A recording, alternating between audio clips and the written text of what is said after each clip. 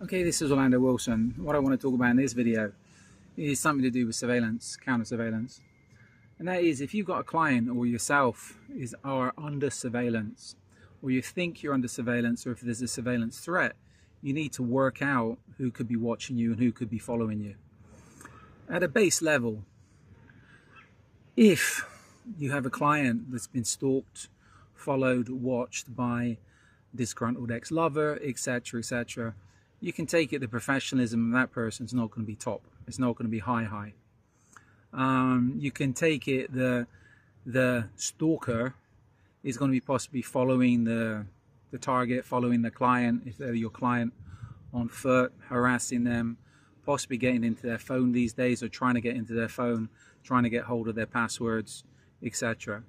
I know of something that's happening at the moment with some lady, and she's got issues with an ex-husband who's hanging around outside of her apartment, following her around, approaching her friends, watching her friends, sending her friends messages on WhatsApp, etc., etc., trying to get the passwords of her phone. He had the passwords of her phone because they were married, so he had access to their joint accounts, etc. So the guy's just been a pain in the ass. That's the basic level, yeah? So let's move up a level. Let's say you've got somebody that's been stalked, watched, or followed by the surveillance on your client, on you, is coming from, say, street criminals, etc. And again, you could be being stalked for various problems. Okay, what can you expect from street criminals? The same level as you can expect from those involved in domestic incidents. Yeah, physical surveillance, watching you, following you, possibly stalking your social media, checking your social media, and trying to watch where you are, what you're doing, who you're talking to, who your friends are, etc. So the thing is with surveillance these days, just of these two basic things, street criminals and domestics, it's not just being counter surveillance aware, physically counter surveillance aware. It's also being aware of your social media, who's got access to your phones, who's got access to your credit cards. You know what, I've got one, I don't use Facebook, but I just get alerts from Facebook all the time telling me people are trying to access my accounts. You know what, best of luck to them, they ain't going to see anything because they're all BS accounts. But this is the thing, you have to be aware of the electronic threat, even at a basic level, not just the physical threat.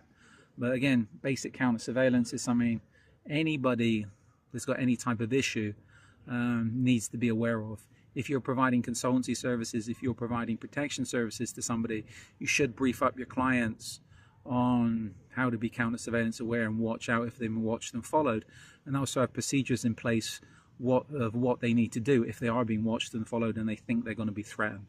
But again, this whole stalker management thing, I think I've got that up in another video. Now let's go up a level.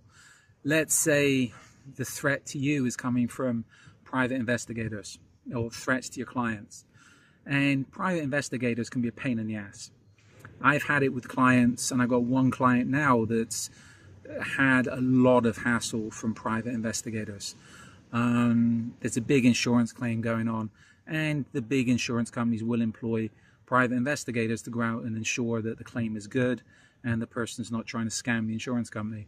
This lady got badly smashed up in a car accident, and she has been blatantly harassed by private investigators.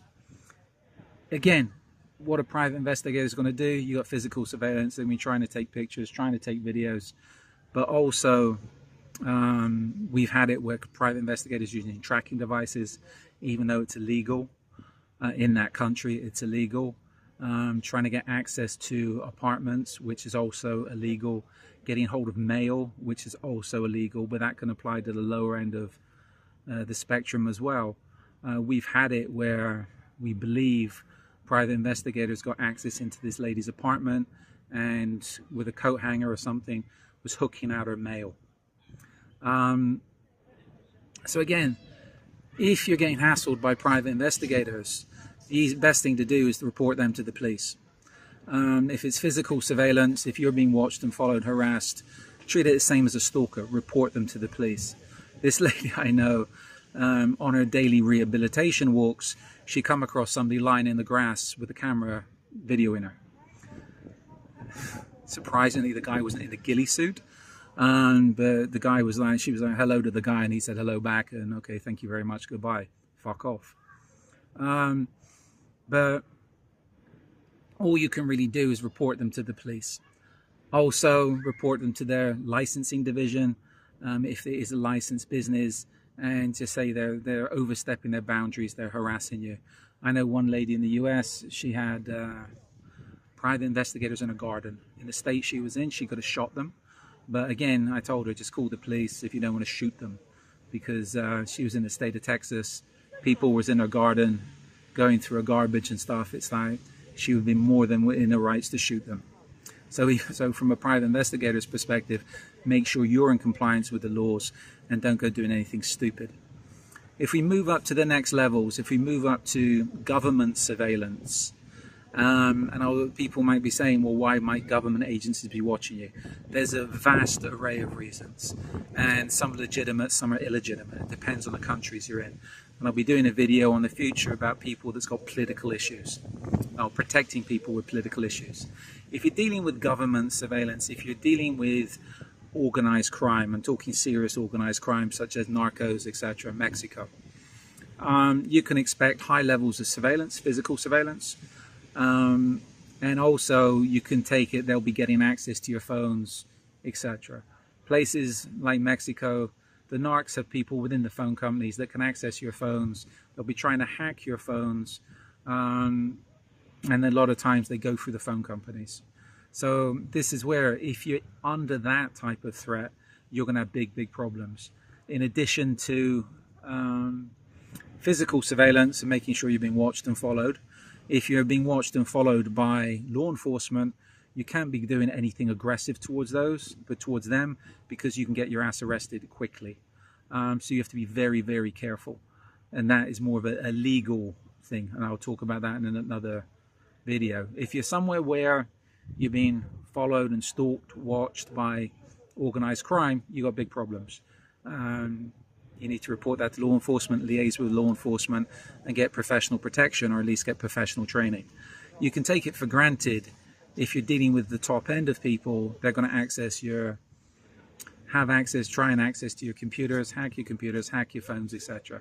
All you can do for that is limit what you're putting online, limit what you're putting on social media, and change your phone numbers, change your phones, not just the SIM cards, because if whatever they're putting in your phone is in the phone, it'll be in the phone. So you need to physically change the phone and the SIM cards and your numbers on a regular basis. I tell people, you're better off in such situations, you're better off going low tech than high tech. By low tech, I mean avoid the smartphones, go old school, and limit very much what you're putting online, what you're messaging, etc.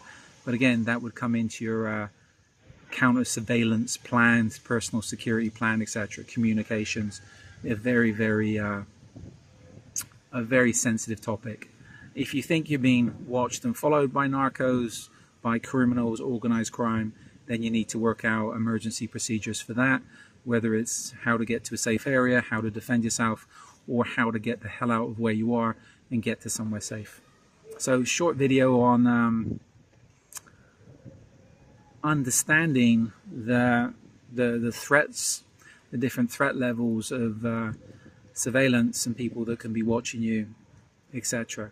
Surveillance is the first step before any action is taken, and to me it's the basis of all security programs, security procedures, etc. So, short video on a very complicated topic. So follow me along on social media. We've got a load of videos up. There'll be more videos going up in the future. We're big on LinkedIn.